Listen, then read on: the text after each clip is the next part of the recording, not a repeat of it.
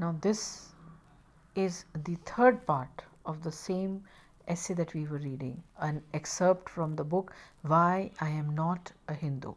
कांचा अलैया हमसे बात कर रहे हैं और वो हमें बता रहे हैं कि बहुजन समाज के जो बच्चे जब स्कूल जाने लगे, जब पहली जनरेशन यानी जब पहली बार कोई बच्चा दलित बहुजन समाज से स्कूल में गया तो उसके क्या एक्सपीरियंसेस रहे, वो अपनी आत्मकथा स्वयं हमें सुना रहा है। वो बता रहा है कि कैसे गुरु जो है वो अपर कास्ट और दरिद्र दलित समाज के बच्चों के बीच फ़र्क करते थे, बल्कि यहाँ तक था कि अगर गुरु जो है स्वयं ब्राह्मण समाज से है तो वो समझता था कि कलयुग आ गया है, इतना बुरा वक्त उसका आ गया है कि उसको आज शूद्रों को पढ़ाना पड़ रहा है। वो बहुत ग्लानि फील करता था। उसकी नज़र में ये किसी काम के नहीं थे, इनका कुछ होना नहीं था, इनका कोई भविष्य नहीं था और इनको खेतों में ही काम करना था, मिट्टी में काम करना था। तो इन्हें हर कोई ये समझता था कि ये गंदगी में रहने वाले गंदे लोग हैं, इनसे दूरी बना के रखते थे। गुरु ही नहीं, साथ के सहपाठी जो ब्राह्मण या बनिया तबके के या जमींदार परिवारों से आने वाले जो बच्चे थे वो भी इन्हें गंदा और घिनौना समझते थे और इनसे दोस्ती करना पसंद नहीं करते थे। As we were growing up, stepping into higher class, the textbooks taught us stories which we had never heard in our families. और जैसे जैसे हम बड़े होते गए, हम एक दर्जे कक्षाएं पार करते चले गए तो हमें ऐसी ऐसी किताबें पढ़ने को मिली, ऐसी ऐसी कहानियाँ हमें सुनाई गई स्कूल में जो हमने पहले कभी सुनी ही नहीं थी। कभी अपने परिवारों में हमने वो कहानियाँ सुनी ही नहीं थी। The stories of Ram and Krishna, poems from the Puranas, the names of two epics called Ramayana and Mahabharata occurred repeatedly. अब हमें कहानी किसकी सुना रहे हैं? राम और कृष्ण की कहानी सुना रहे हैं। पोएम्स यानी वेदों से, पुराणों से हमें दोहे सिखाए जा रहे हैं और दो महान कृतियाँ रामायण और महाभारत वो अक्सर बार बार हमें लिखाई सिखाई जा रही है। Right from early school up to college, our Telugu textbooks were packed with these Hindu stories. और ये महसूस किया गया कि स्कूल के शुरुआती दिनों से लेके कॉलेज तक हमारा जो तेलुगु टेक्स्ट बुक्स थी यानी जो पाठ्य पुस्तकें थीं वो किससे भरी पड़ी थी? हिंदू कहानियों से भरी पड़ी थी। फॉर ब्राह्मण बनिया students these were their childhood stories. अब ब्राह्मण और बनिए जो बच्चे थे उनके लिए तो ये उनकी बचपन की सुनी हुई कहानियाँ थी, very familiar, not only in the story form but in the form of the gods that they worshipped. उनके लिए तो ये इससे रिलेट करना या इनको समझना बहुत आसान था, क्योंकि इनकी कहानियाँ पढ़ पढ़ के या सुन सुन के ये बड़े हुए थे। बचपन में इनकी नानी दादी इन्हें यही कहानी सुनाती थी, यहाँ तक कि इन्होंने देवी देवता के रूप में भी इन्हें पूजा था। Whenever they went to temples with their parents, they saw the images of these devtas. और जब जब ये अपने माँ बाप के साथ या बड़ों के साथ मंदिर जाते थे तो इन्हीं लोगों को ये देवी देवताओं के रूप में पूजते थे। The boys bore the names of these gods, the girls the name of the goddesses. यहाँ तक कि ब्राह्मण या बनिया बच्चे जो थे उनके नाम भी इन्हीं देवताओं के पीछे रखे जाते थे। देवताओं के नाम लड़कों के और देवियों के नाम लड़कियों के। I distinctly remember how alien all these names appear to me. और मुझे अच्छे से याद है कि ये सारे नाम जो हैं मुझे बहुत अजीब लगते थे, दूसरे ग्रह से आए हुए से प्रतीत होते थे उस समय जब बचपन था। The name of Kalidasa was as alien to us as the name of Shakespeare.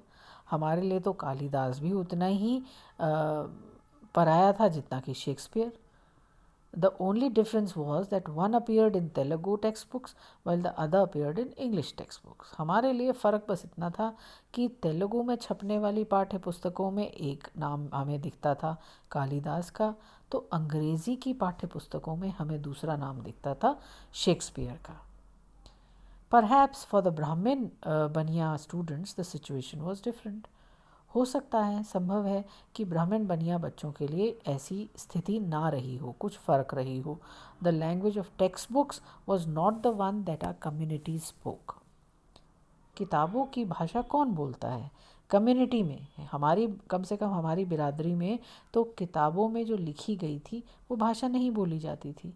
Even the basic words were different. हमारे लिए तो जो उसके मूलभूत शब्द थे वो भी फ़र्क ही लगते थे. टेक्स्ट बुक तेलुगु वॉज ब्राह्मण तेलुगु. इनफैक्ट पाठ्य पुस्तकों की जो भाषा थी वो ब्राह्मणों से के द्वारा बोले जाने वाली तेलुगु भाषा थी. Whereas we were used to a production based communicative Telugu. जबकि हम जो भाषा बोलते थे थी तो वो भी तेलुगु ही, लेकिन वो पाठ्य पुस्तक की भाषा नहीं थी, वो कम्युनिकेशन की भाषा थी. प्रोडक्शन बेस्ड यानी कामकाजी लोगों की भाषा थी.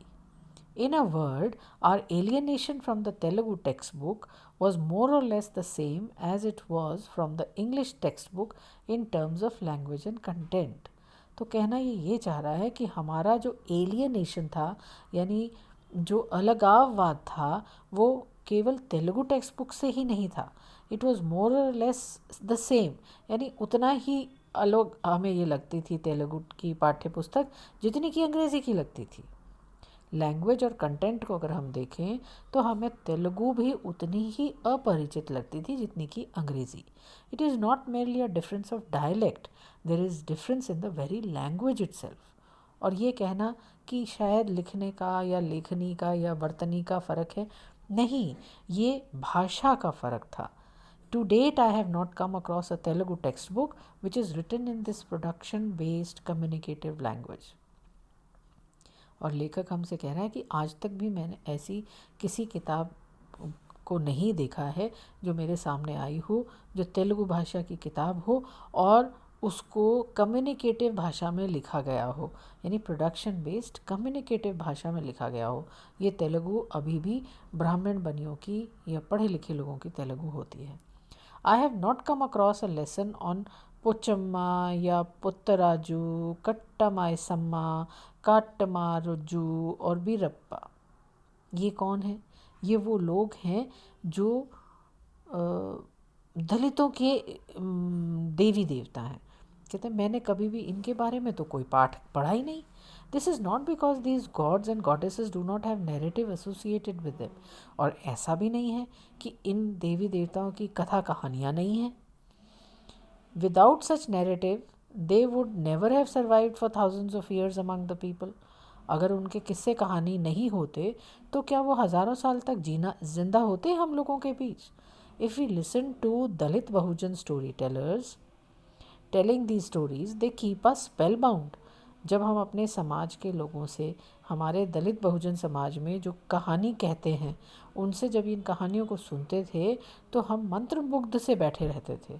The simple reason is that no writer, and the majority of writers happen to be Brahmins, thought that these stories could be written down so that they could go into school and college textbooks.